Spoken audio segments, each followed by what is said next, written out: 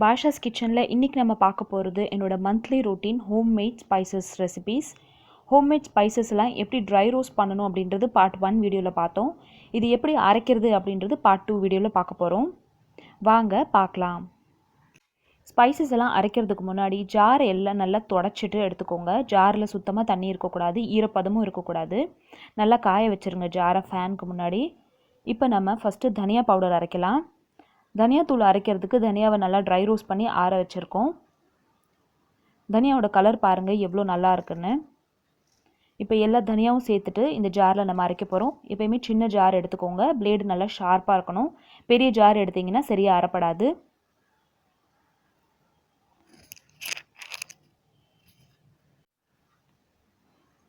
இப்போ நம்ம தனியாத்தூளை நல்லா அரைச்சி எடுத்தாச்சு.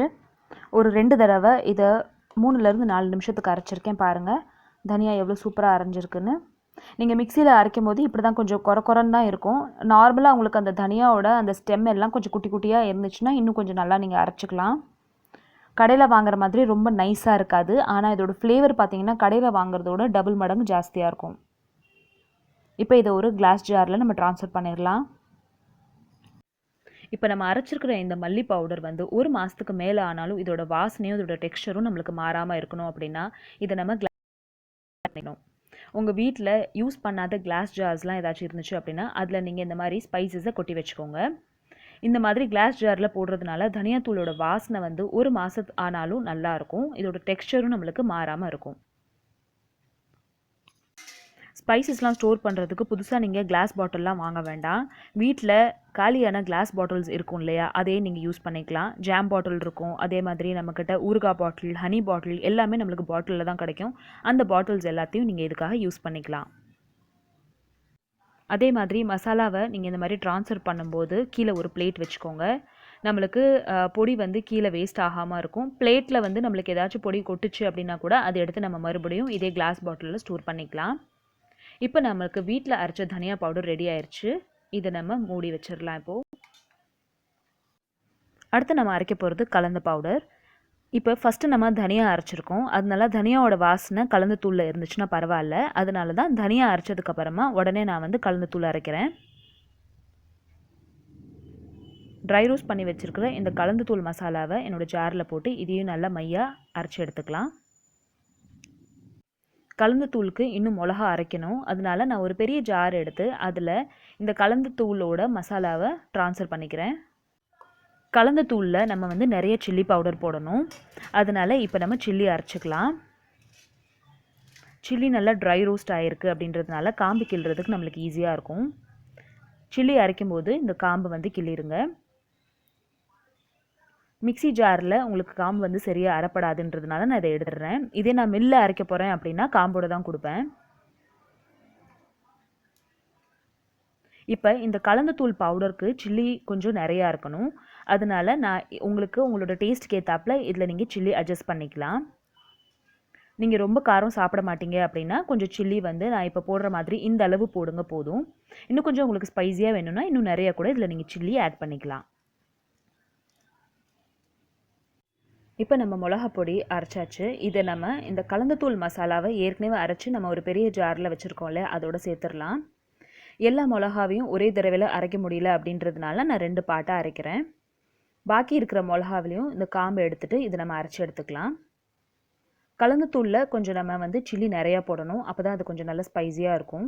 நீங்கள் ரொம்ப காரம் சாப்பிட மாட்டீங்க அப்படின்னா இப்போ இதில் நான் காட்டுற அளவு நீங்கள் போடுங்க போதும்.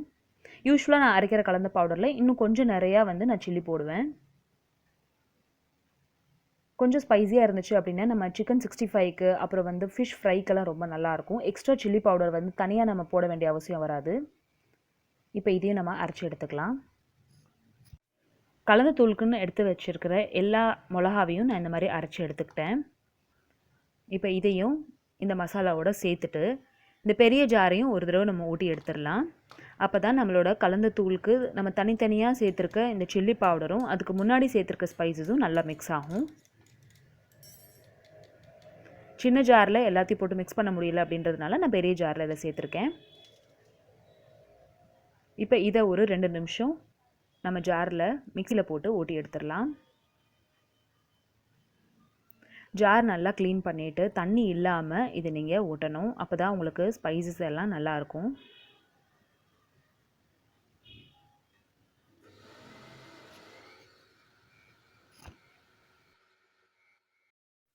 கலந்த தூள் ரெடி ஆயிடுச்சு. இப்போ இதை நம்ம அதே மாதிரி ஒரு கிளாஸ் கண்டெய்னரில் ட்ரான்ஸ்ஃபர் பண்ணிக்கலாம். இந்த தூள் நீங்கள் நான் வெஜிடேரியனுக்கு, அப்புறம் நீங்கள் டெய்லி செய்கிற குழம்பு வகைகளுக்கு, கார குழம்புக்கு, அப்புறம் மொச்சக்கொட்டை குழம்புக்கு எல்லாத்துக்குமே நீங்கள் இது சேர்த்துக்கலாம்.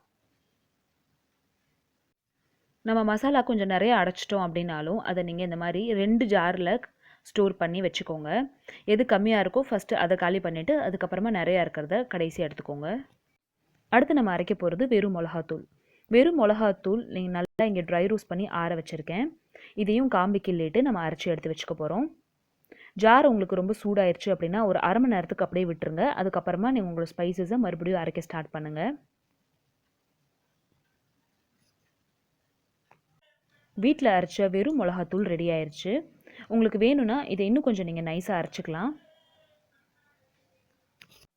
கடையில் பேக்கெட்டில் வாங்குகிற மிளகாத்தூளோட நம்ம வீட்டில் அரைக்கிற மிளகாத்தூள், தனியாத்தூளோட வாசனையும் டேஸ்ட்டும் ரொம்ப டிஃப்ரெண்ட்டாகவும் ரொம்ப டேஸ்ட்டாகவும் இருக்கும். நீங்கள் இந்த மாதிரி வீட்டில் அரைச்ச ஸ்பைசஸ் எல்லாத்தையும் போட்டு உங்கள் வீட்டில் குழம்பு, சாம்பார் வைக்கிறீங்க அப்படின்னா அது நல்ல டேஸ்ட் உங்களுக்கு கொடுக்கும். கடையில் நம்மளுக்கு அதை ஹை குவாலிட்டி, நல்ல குவாலிட்டியில் தான் செய்கிறாங்களா அப்படின்றது நம்மளுக்கு தெரியாது. ஆனால் இந்த மாதிரி நீங்கள் செய்கிறது ரொம்ப ஹைஜீனிக்காகவும் ரொம்ப அஃபோர்டபுளாகவும் நம்மளுக்கு இருக்கும். அடுத்து பெப்பர் பவுடர் அரைக்கலாம். பெப்பர் பவுடர் நான் கொஞ்சம் நிறையா அரைச்சிருக்கேன். பெப்பர் யூஸ்வலாகவே கொஞ்சம் காய்கறியில், அப்புறம் ஆம்லேட் செய்யும்போது, முட்டை செய்யும்போது நிறைய சேர்த்துக்குவோம் அப்படின்றதுனால கொஞ்சம் நிறையா சேர்த்துருக்கேன். இப்போ இது நான் 2 பாட்டிலில் ஸ்டோர் பண்ண போகிறேன். என்கிட்ட 2 காஃபி பாட்டில் இருந்துச்சு. ஸோ அந்த காஃபி பாட்டிலில் நான் என்னோடய பெப்பர் பவுடரை ஸ்டோர் பண்ணிட்டேன். அடுத்து நம்ம ஜீரக பொடி அரைச்சிடலாம். ட்ரை ரோஸ்ட் பண்ணி வச்சுருக்கிற இந்த ஜீராவை எடுத்து நம்ம இப்போ ஜாரில் சேர்த்துக்க போகிறோம். ஜீரக பொடி நீங்கள் கடையில் வாங்குறதோட வீட்டில் அரைக்கிறது ரொம்ப நல்லாயிருக்கும். யூஸ்வலாக ஜீரக பொடி நார்த் இண்டியன் டிஷ்ஷஸ்க்கு, ராஜ்மா செய்கிறதுக்கு, அப்புறம் சாட் ஐட்டம் செய்கிறதுக்கெல்லாம் நல்லா யூஸ் ஆகும். இது என்னோடய குட்டி ஜாம் பாட்டிலில் நான் ஸ்டோர் பண்ணி வச்சுட்டேன்.